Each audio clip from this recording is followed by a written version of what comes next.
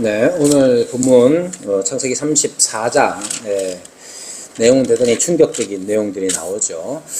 그래서 이 장면을 좀 더 이해하기 위해서 33장부터 한 번 더 살펴보자면 창세기 33장에는 야곱이 에서를 만나는 장면이 나옵니다. 에서를 만나기 전에 아주 긴장한 야곱은 에서를 만나기 전날 밤새 홀로 남아서 어떤 사람과 씨름합니다. 거기서 이스라엘이라는 이름을 얻게 되죠.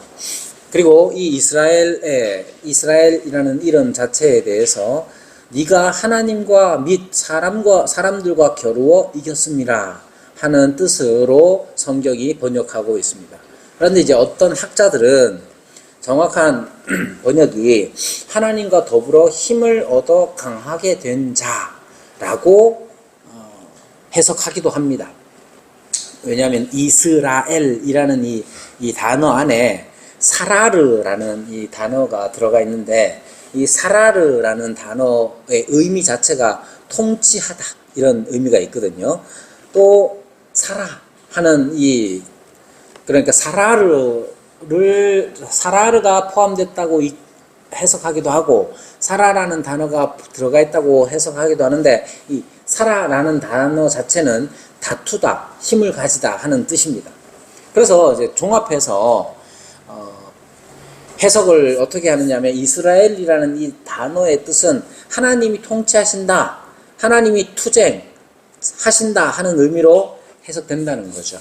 자, 아무튼 이 일은 이스라엘, 즉 야곱과 그의 아들들에게는 특별한 은혜를 경험하는 일이었습니다. 이렇게 이제 32장에서 이렇게 이스라엘이라는 이름을 얻은 야곱, 특별한 은혜를 경험했죠. 그러나 여전히 야곱은 두려움에 사로잡혀 있습니다. 왜냐하면 에서라는 실질적인 자기를 죽이려고 하는 사람, 그 어렸을 때부터 자기를 죽이려고 했던 그 형에 대한 두려움이 여전히 해결되지 않았기 때문에 그렇습니다. 그래서 34장이 시작되는 거예요. 그런데 33장에서는 그 에서마저도 하나님께서 에서라는 그 두려움마저도 이렇게 해결해 주시죠. 그래서 자기가 두려워하고 긴장한 것보다 훨씬 더, 어떻게 표현하자면 더 밋밋하게 그냥 해결이 되는 장면이 33장에 나옵니다. 그리고 에서가 세일로 함께 가자 했을 때, 형님 먼저 가십시오, 뒤따라 가겠습니다 해놓고 세일로 안 가고 숫곳이라는 곳에 이르러서 집을 짓고 우리간, 즉 그 헛간 같은 거죠. 그래서 그 이름을 숫곳이라고 했는데, 이 숫곳이라는 말이 이제 히브리어 원어가 수카라는 것이에요. 그래서 수카, 그걸 이제 한국말로 이렇게 번역하면서, 한자와 이렇게 번역하면서 숫곳이라고 된 겁니다. 그러니까 숫곳이라는 이 단어 자체가 우리간이라는 뜻입니다. 그 말이고, 이렇게 이제 숫곳이라는 곳에서 야곱과 그 가족이 머물러 있었습니다. 어느 정도 머물러 있었느냐 하면, 이름이 숫곳, 우리간이라는 그러한 이름이 붙여질 만큼 어느 정도 머물러 있었던 것이죠. 그러면서 그 머무는 기간이 얼마만큼이었는지는 알 수 없지만, 어느 정도 이름이 붙여질 정도로 오래 머물러 있었던 것 같아요. 예를 들면 우연사거리 저쪽 옛날 이름이 뭡니까? 나룻끝이거든요. 나룻끝. 모르죠? 우리 어린이들은 잘 모를 거고. 나룻끝이라고 합니다. 우연사거리 저쪽을 나룻끝이라고 합니다. 왜 나룻끝입니까? 거기 옛날에 나룻끝이 거기 있었기 때문에 그런 거예요. 지금은 안 보여도 한때 나룻끝이었기 때문에 나룻끝이라고 하는 겁니다. 이 숫곳이라는 것도 야곱이 형 에서를 세일로 먼저 보내고 어느 그 지역에 머물렀는데, 집 짓고 거기에 목축을 하는 사람이었기 때문에 임시로 이제 그러니까 목양할 그 소나 양들을 거기에 임시거처를 만들었어요. 근데 임시거처로 만들었다고 하기에는 오랫동안 머물렀기 때문에 거기를 숫곳이라고 하는 겁니다. 그러는 그 어느 정도의 기간 동안에 이스라엘 새로운 이름을 얻게 된 이 야곱은 얼마나 고무되었을까 생각해 보십시오.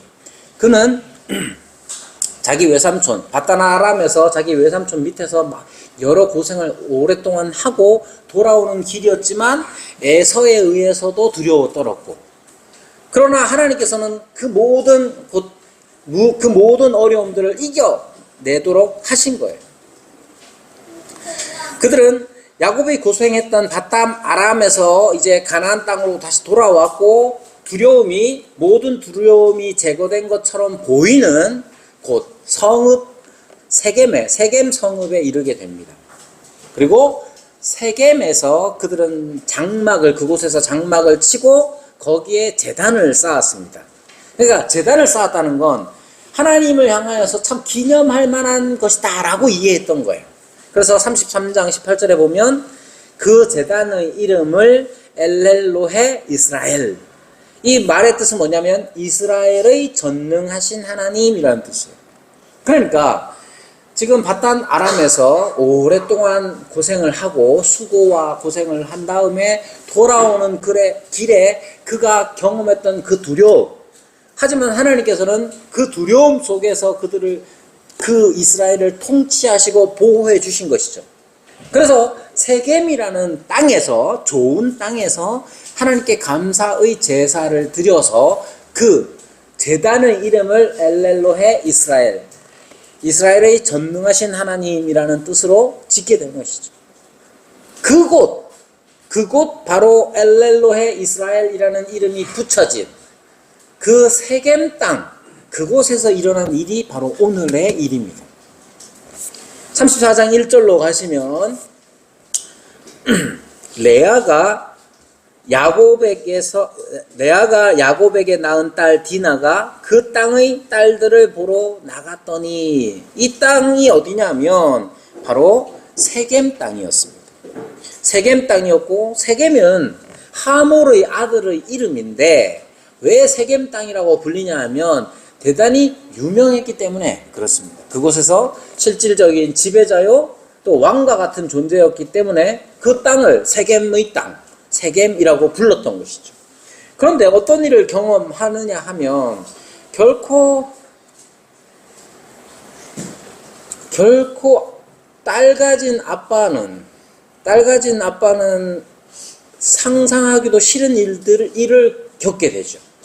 바로 딸 디나가 그 땅의 추장이라고 불리는 이 세겜에 의해서 강간을 당하게 된 겁니다. 이게 얼마나 충격적인 일이고 분노할 만한 일입니다. 이스라엘은 지금 한껏 고무되어 있었습니다.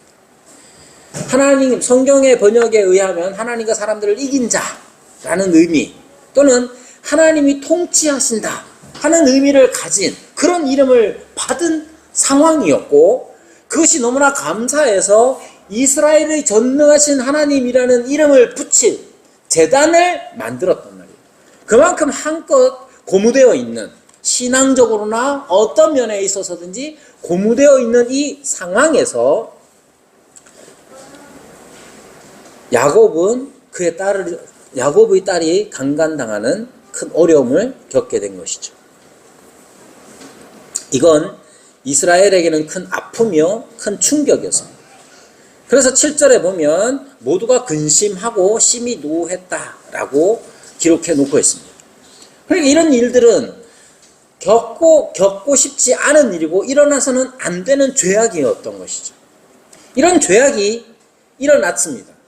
그러면 어떻게 하나님의 백성 이스라엘은 어떻게 이런 일들에 반응해야 하겠습니까? 우리의 딸들아 졸지 말고 자, 여러분 어떻게 반응해야 되느냐? 이것은 무엇 해야 되느냐 하는 이런 의무나 의지의 표현보다는 감정적일 수밖에 없죠. 이것은 감정이 먼저 앞설 수밖에 없는 일입니다. 즉 이런 일들을 내 딸이, 내 가족이 겪었다면 분노할 수밖에 없는 거예요. 이건 이러한 분노 자체는 자연스러운 겁니다. 그래서 아크나스는 분노가 자연스러운 감정의 표현이라고 말했습니다. 즉 분노는 기쁨이나 슬픔과 다르지 않은 감정이라고 말했던 것이죠. 이해가 충분히 되죠. 분노에 대해서 분노를 이렇게 어떤 자연스러운 감정의 표현으로 이해하는 해석은 굉장히 오래됐습니다. 플라톤 같은 경우도 어떻게 말하느냐면 용기 있는 자만이 분노할 수 있다고 말하면서 분노가 지혜로운 사람, 현자가 마땅히 지녀야 할 덕으로 간주합니다. 아리스토텔레스도 화낼 만한 일이나 대상에 대해 적절한 때에 화내는 일을 칭찬했습니다. 그러니까 이런 일을 당한다면 우리가 원치 않은 어떤 나쁜 일들을 경험했을 때 그에 대한 감정적인 반응으로서 분노가 나온다. 그건 한편 자연스러운 겁니다. 성경에도 우리가 믿음 안에서 존경할 만한 인물들 중에도 분노하는 경우가 많이 있습니다. 대표적으로 지면에 그 온유함이 비할 자가 없다고 일컬어지던 모세가 언제 분노하느냐 하면 올바른 분노로서 그가 이제 시내산에 올라갔다가 10계명 돌판을 받아서 내려오던 때에 그 내려왔을 때 이스라엘 백성들이 뭘 했느냐 하면 금송아지 우상을 만들어서 거기 앞에서 절하며 춤추고 있었습니다. 우상 숭배를 했던 거예요. 그 모습에 모세는 분노해서 하나님께로부터 받은 10계명 돌판을 던져버립니다. 그것만이 아니죠. 우리가 또 늘 좋아하는 다윗은 언제 분노하느냐? 다윗이 첫 등장이 어땠습니까? 블레셋의 장수 골리앗이 나와서 하나님의 군대 이스라엘을 능욕하고 조롱합니다. 그때 다윗이 어떻게 반응하냐? 분노하죠. 그리고 어떻게? 그냥 분노만 하고 끝나는 게 아니라 그를 돌로 쳐서 죽였습니다. 느헤미야 같은 경우는 정말 어려운, 정말 궁한 처지에 있는 이 동족들, 이스라엘에게 고리대금을 놓는 관리들에 대한 소식을 듣고 느헤미야는 분노하죠. 이렇게 구약 성경 안에도 어떤 일들을 겪을 때에 그 일에 대하여서 분노로서 감정이 표현되고 감정적으로 분노하는 경우들이 많이 일어나고 있습니다. 뿐만 아니라 예수님도 분노하시죠. 성전, 곧 하나님의 집을 장사치의 소굴로 만든 제사장들과 레위인을 향하여 예수님은 채찍을 드셨고 상을 엎으셨습니다. 그러니까 분노에는 이렇게 하나님의 영광과 공의를 위한 동기에서 촉발된 의로운 분노가 있는 거예요. 도리어 이렇게 우리가 하나님의 영광과 공의를 위하여서 우리가 노를 바라지 않는다면 우리 안에 하나님의 공의에 대한 인식이 없다고 할 수밖에 없는 거죠. 더 나아가 하나님도 분노하십니다. 시편 78편 49절에 보면 그의 맹렬한 노여움과 진노와 분노와 고난 곧 재앙의 천사들을 그들에게 내려보내셨으며 라고 말합니다. 그러니까 하나님도 분노하십니다. 하나님의 분노는 거룩하고 의로운 속성에서 발현되는 자연스러운 모습이죠. 그러니까 분노는 이렇게 분노 안에는 올바름에 대한 판단 인식이 있는 거예요. 어떤 일들이 벌어졌을 때에 거기에 내가 분노한다, 화가 난다, 분노한다 하는 것은 그 일은 나의 기준에서 봤을 때 그것은 잘못된 일이고 옳지 않은 일이다 하는 거예요. 그래서 모든 분노에는 정의가 있는 겁니다. 그럼에도 불구하고 교회는 분노를 대죄 목록에 넣어 놓았습니다. 왜냐하면 분노는 이렇게 정의에 대한 하나님의 공의에 대한 감정 그걸로 끝나지 않기 때문에 그렇습니다. 또 엄밀하게 말하면 하나님의 정의에 대해서만 우리가 분노하느냐 그렇지 않기 때문에 그래요. 뒤에서도 잠깐 언급하겠지만 우리의 분노는 언제 일어나느냐 하면 대단히 자기중심적입니다.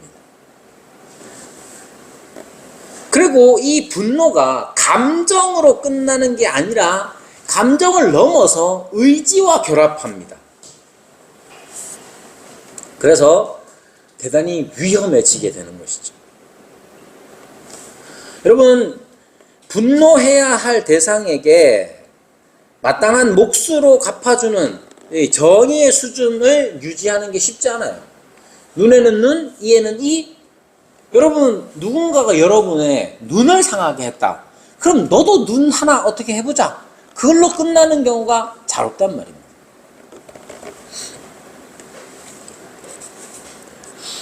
그래서 스토아 철학자들은 이성적인 사고와 평정을 굉장히 중요하게 여깁니다. 그래서 감정이라는 것을 되게 이제 유격적인 부분에 속하는 것으로 스토아 학자들은 말합니다.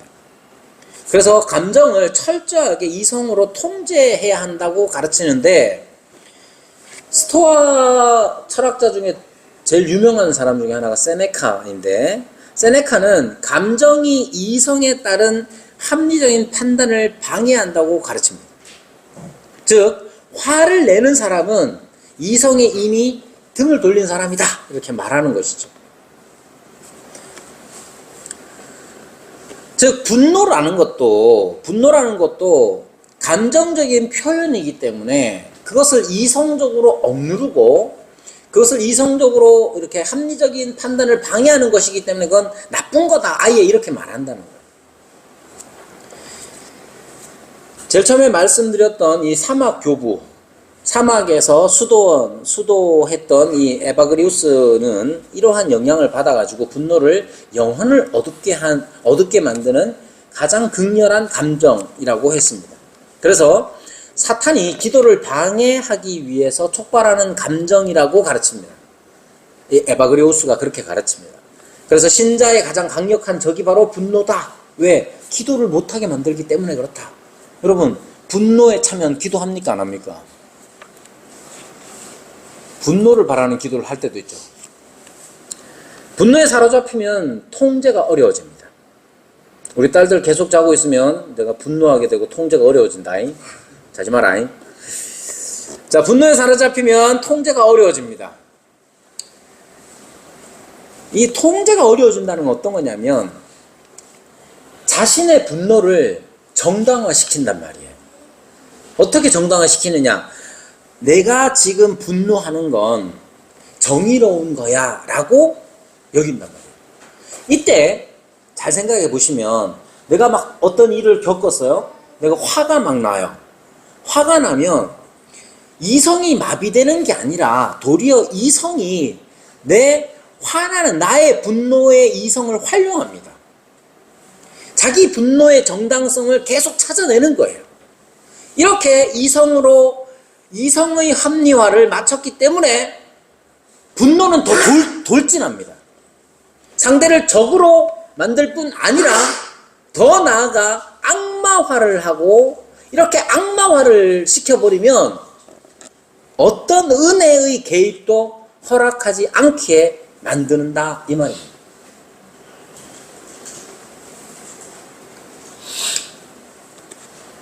오늘 본문에 나오는 이스라엘을 보십시오. 그들은 분명히 하나님의 통치, 하나님의 이기심을 본 자들입니다. 지금 이스라엘이라고 했을 때 단지 그냥 야곱 한 명만 얘기하는 게 아니에요. 야곱이 경험한 일들, 야곱이 지금 자기 형 에서를 두려워하여서 했던 행동들은, 했던 판단들은 자기 처자식들에게 다 영향을 미쳤습니다. 그러니까 야곱이 얼마나 두려워 떨었는지 야곱의 아들들도 다 잘 알고 있었고 여러 가지 일들을 다 함께 했단 말이에요. 그러니까 야곱이 이스라엘이라는 이름, 하나님의 통치, 하나님의 이기심이라는 이 이름의 이름을 이렇게 받았다는 것은 단지 자기 아버지만의 일이 아니라 자기들도 포함된 일이란 말이에요. 그래서 이스라엘, 그들은 하나님의 통치와 하나님의 이기심을 본 자들이었어요. 그런데 그런 이스라엘이 치욕적인 일을 당하는 거예요. 딸이요, 자매가 성폭행을 당한 거예요. 세겜은 분명히 죄를 저질렀죠. 세겜의 죄와 더불어 이스라엘의 마음 안에는 분노가 폭발하게 됩니다. 세겜은 어떻게 해야 될까? 이스라엘의 분노는 일면 당연하고 마땅한 감정의 반응입니다. 자기 딸이 강간을 당하고 자기 누이가 강간을 당했는데도 저거는 디나의 일이지라고 한다는 건 그건 옳지 않은 일이고 그것이 나쁜 일이죠. 그러니까 디나의 이 강간 사건 자체는 당연히 분노할 만한 일입니다. 그런데 그 분노가 어떻게 표출되느냐는 더 다른 일면이 있는 것이죠. 이스라엘의 분노는 당연한 일이고 정의로운 일이기도 합니다. 정의로운 반응이기도 합니다. 그런데 여기서 끝나는 게 아니라 그 분노의 감정에 휩싸이게 되어버리죠. 여러분, 감정에 휩싸인다는 말은 아무 생각이 없다는 뜻이 아닙니다. 5절에 보면 야곱은 아들들이 들에서 돌아오기까지 잠잠합니다. 굉장히 이성적인 판단이요, 이성적인 반응이죠. 13절에서 야곱의 아들들은 세겜과 그의 아버지 하물을 속여 대답합니다. 그러니까 속이는 일이라는 게 감정에 휩싸여서 막 이성이 마비됐다는 그런 게 아니에요. 철저히 이성적입니다. 이미 7절에서 그들은 심히 노하였다라고 말하고 있어요. 그렇다고 해서 아무렇게나 해서는 안 된다는 걸 그들이 잘 알고 있었는 것이죠. 이성을 잃은 게 아니라 도리어 분노라는 감정을 위해서 이성을 철저히 사용합니다. 잠잠하기도 하고 속이기도 하면서. 이렇게 분노에 잠식된 이성은 할례라는 하나님께서 이스라엘에게 주신, 하나님의 택한 백성에게 주신 이 거룩한 예식을 사용해서, 엄밀하게 말하면 악용하여서 세겜 사람들을 몰살하도록 합니다. 여러분, 분노라는 감정에 사로잡혀가지고 이성을 이용해서 뭘 하느냐? 여기에서 이스라엘이 분노에 잠식됐다는 의미와 바로 이런 것이죠. 하나님께서 이스라엘을 위하여서 주신 거룩한 예식을 그들은 살인의 도구로 사용해버리는 거예요. 그러니까 분노라는 게 이렇게 무섭다는 사실을 알아야 돼요. 그들은 세겜 사람들을 몰살합니다. 어떻게? 할례라는 거룩한 예식을 사용해서 그 일을 행하는 거예요. 그 성읍의 모든 남자들이 다 할례를 받아야 한다. 그래야 너네가 우리 통혼, 같이 결혼도 할 수 있고 거기서 같이 살면서 거주하면서 매매도 할 수 있다. 단 할례를 받아야 한다. 이렇게 하나님의 거룩한 예식을 사용해서 사람들을 죽이는 도구로 사용하고 있는 것이죠. 그렇게 몰살시킨다고 그러면 끝나느냐? 그게 아니에요.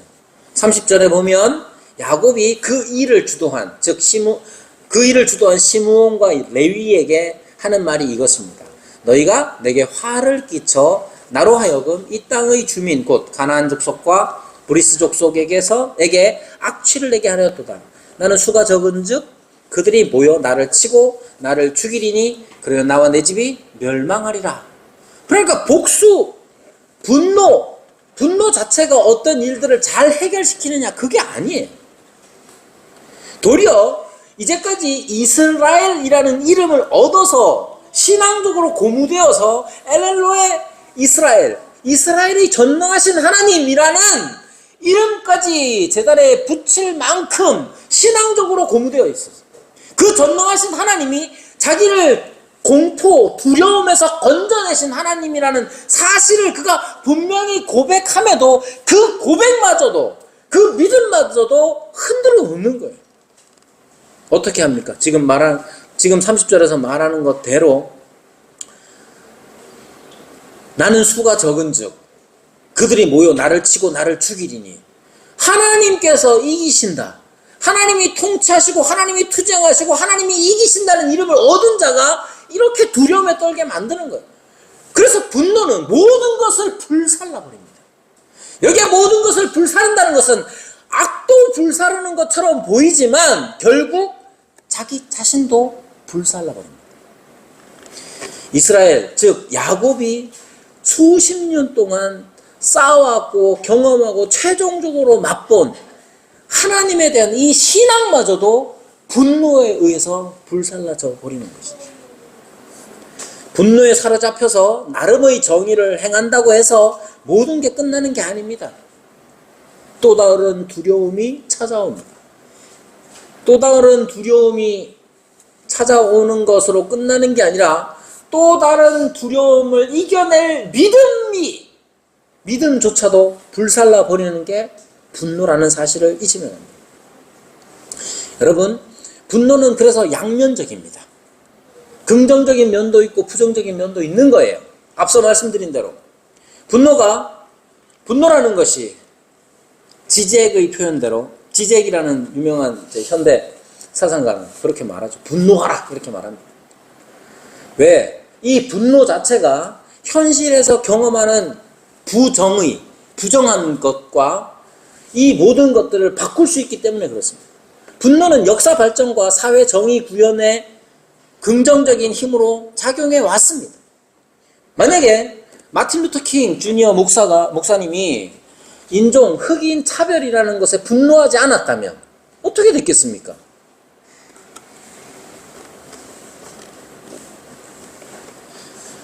이렇게 분노가 긍정적인 힘으로서 역사 발전과 사회 정의 구현에 작용해 왔습니다. 그럼에도 불구하고 교회는, 신학자들은 이 분노를 대죄로 지목하고 경계해 왔다는 사실을 우리가 잊어서는 안 됩니다. 분노가 감정을 넘어서 의지와 결합하고, 또 아우구스티누스가 말하는 것처럼 분노는 복수하려는 주체할 수 없는 욕구이기 때문에, 그리고 아퀴나스가 말하는 것처럼 자기에게 고통을 준 사람이 벌받기를 바라는 욕망이기 때문에 그 일이 일어나기까지 쉬지 않는 불타는 것과 같은 것이기 때문에 분노를 대죄 목록에 넣어 놓은 거예요.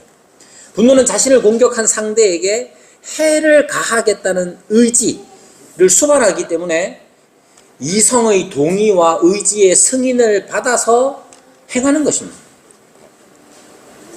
그렇게 행하는 것이 도덕적으로 문제인 것을 알면서도 의지적으로 그 감정을 유지하고 안갚음할 기회를 계속해서 기다리는 게 바로 분노입니다. 그러니까 여러분, 우리가 분노에 사로잡힐 수 있습니다. 분노할 수 있죠. 어떤 일들을 우리가 경험하고 우리가 목도했을 때 우리가 분노가 일어나는 거 한편으로 자연스러운 겁니다. 분노해야 돼요. 그러나 그 분노에 사로잡히지 않도록 해야 됩니다. 그래서 예수님은 제자들에게 원수를 미워하지 말고 오히려 사랑하고 그를 위하여 기도하라고 말씀하십니다. 그러니까 분노하고 원수로 삼고 그 원수를 어떻게 안갚음하기 위해서 칼을 가는 것은 하나님의 백성의 삶의 방식과 어울리지 않는 겁니다. 교회사에서 대제 목록에 들어간 것뿐만 아니라 바울도 죄의 목록들을 쭉 나열을 하는데, 그 중에 갈라디아서 5장 20절에 이렇게 말합니다. 우상 숭배와 주술과 원수 맺는 것과 분쟁과 시기와 분냄과 당짓는 것과 분열함과 이단, 거기에 분노를 넣어놓고 있습니다. 골로새서 3장 8절에도 이제는 너희가 이 모든 것을 벗어버리라, 곧 분함과 노여움과 악의와 비방과 너희 입의 부끄러운 말이라. 그러니까 분노라는 것 자체가 단지 그냥 교회사에서 대제 목록으로 넣었다, 그래서 의미가 있다는 게 아니라 성경이 그것을 죄의 목록 안에 두고 있다는 점을 기억해야 합니다. 분노는 감정이죠. 아퀴나스가 말한 대로 감정, 기쁨이나 슬픔과 같은 감정 맞습니다.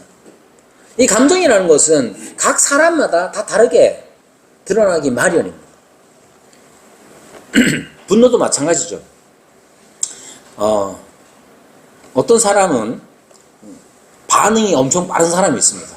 저 같은 사람입니다. 저는 분노가 빠릅니다. 그래서 조는 거 계속 분노하고 있는데도 계속. 그런데 이제 아내는, 같은 집에 살고 있는 아내는 분노의 속도가 느리지만 또 다른 면이 있습니다. 다 아시죠? 아내가 이제 이렇게 사람마다 다 달라요. 어떤 사람은 바로 반응해서 분노를 팍 표출하는 사람이 있고, 그래서 짧게 끝나는 사람도 있고, 또 어떤 사람은 천천히 시작해서 길게 가는 사람도 있을 수 있고, 다양합니다. 어떤 사람은 이렇게 말씀드린 대로 분노를 자주 하고 많이 하고 그렇기도 하죠. 그럼 왜 이렇게 분노하느냐 했을 때 어떤 지점에서 분노하느냐를 각각의 경우를 살펴보면 공통적으로 보면 자기가 경험한 어떤 상처들을 자극하면 이미 자기가 살면서 받은 상처들은 연약해져 있어서 대단히 민감하게 반응할 수밖에 없어요. 그리고 뿐만 아니라 좌절된 욕구 같은 게, 내가 뭔가를 막 간절히 바라고 있는데 잘 안 된다. 그러면 거기에 쉽게 반응하게 마련이죠.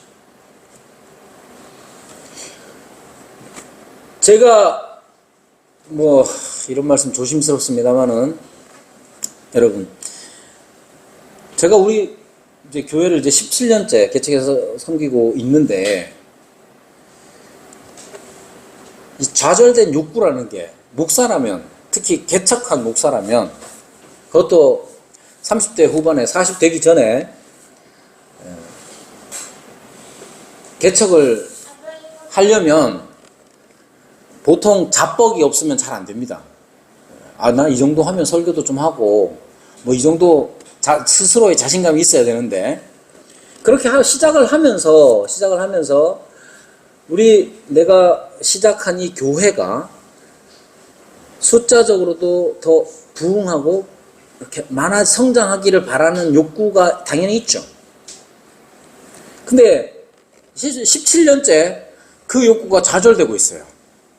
그래서 어느 순간에 이 좌절된 욕구가 되게 민감해져 있더라고요. 그래서 나를 향한 게 아닌데도 불구하고 거기에 제가 빨리 분노로 반응하더라고요. 이런 거예요. 저나 아니면 우리 교회가 무시를 당하는 것 같다는 느낌을 딱 받으면 화가 팍 나요. 왜 그러냐 했을 때, 아니 우리 교회가 작다고 이러나?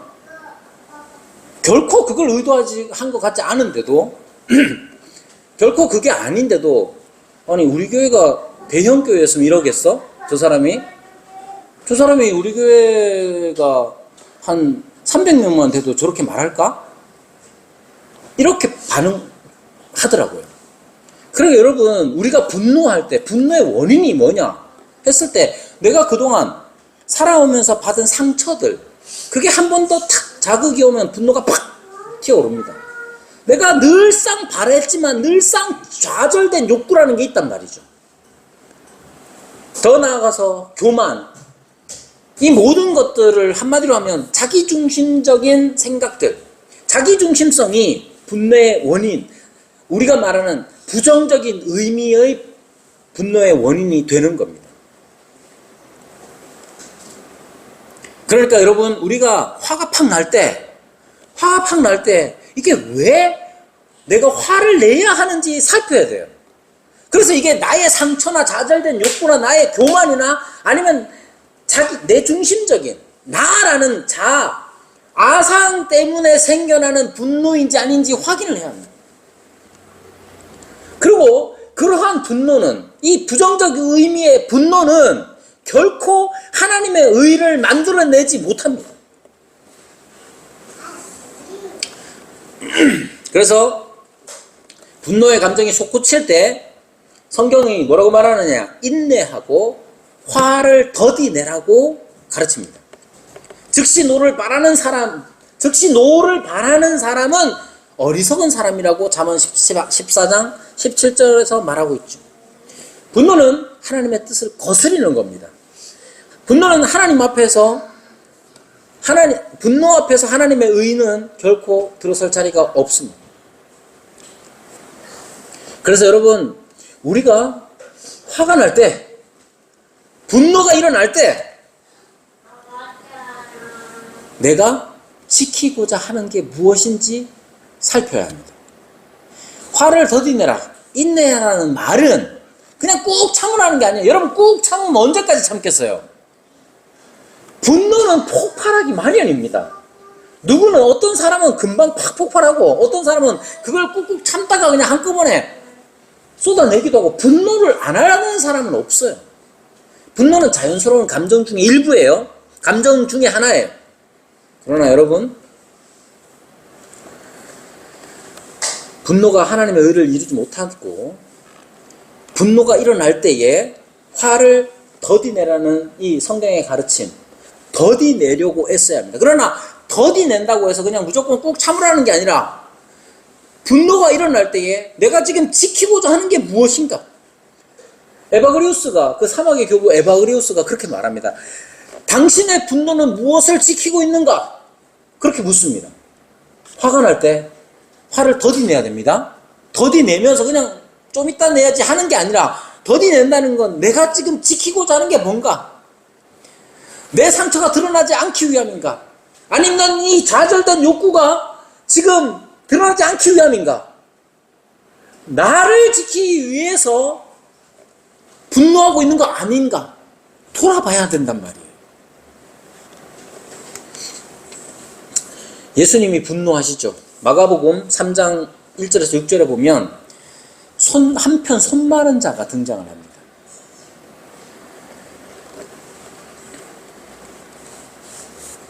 그를 보시면서 탄식하시며 노하심으로 보셨다, 이렇게 말합니다. 그런데 이것이 어떤 의미냐 하면, 예수님의 분노라는 것은 성경에서, 복음서에서 살펴보면 예수님의 분노는 결국 사랑과 관련이 있습니다. 어떤 사랑이냐면, 예수님께서 가르치신 대로 성경이 가르치고 있는 것처럼 하나님을 사랑하고 사람을 사랑하는 일, 그것이 사람의 마땅히 해야 할 본분이에요. 그리고 그것이 바로 하나님의 의라는 거예요. 예수님께서 분노하실 때에 그것은 바로 이러한 하나님의 의에 관한 것입니다. 우리도 마찬가지여야 합니다.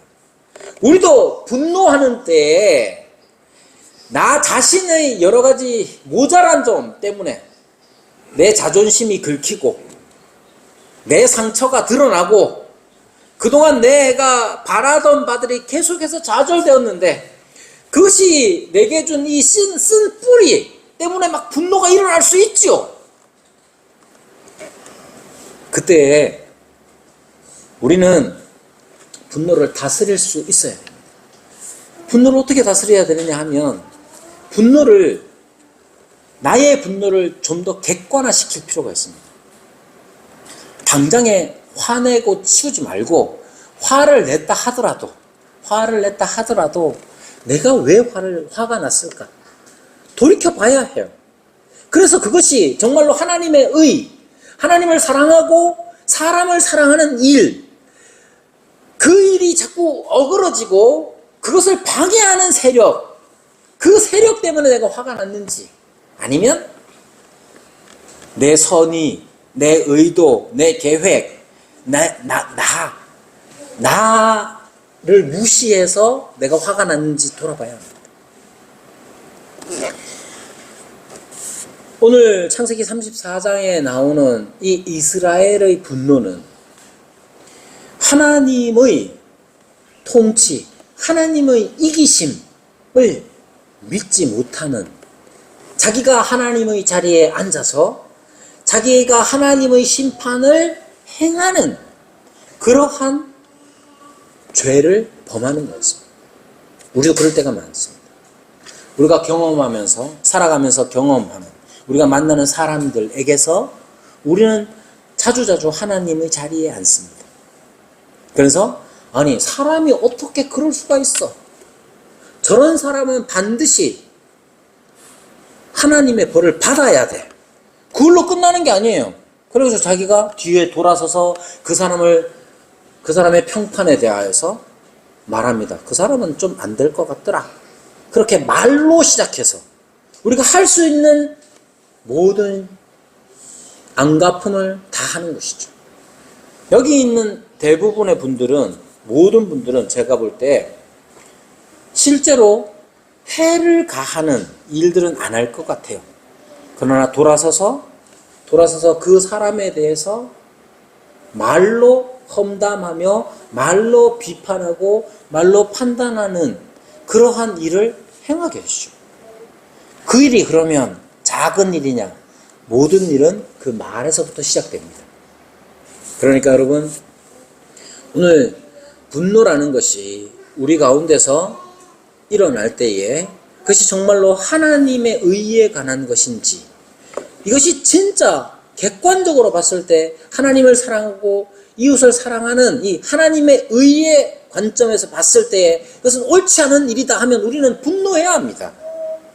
분노하여서 하나님의 의가, 하나님의 이름이, 하나님의 영광이 이 땅에서 이루어질 수 있도록 우리는 우리가 할 수 있는 최선의 순종을 해 나가야 합니다. 그러나 대부분 우리는 그런 하나님의 의에 관하여서는 눈 감고 못 들은 척하면서 내 자존심이 긁히고 내 의도가 왜곡된다고 판단하면서 분노하게 되는 거죠. 그런 분노는 하나님의 의를 이룰 수 없습니다. 뿐만 아니라 나 자신의 믿음조차도 다 불살라 버리는 것이 분노라는 점을 기억하시면서 분노에서 승리하는 저와 여러분이 되기를, 우리 교회가 되기를 바랍니다.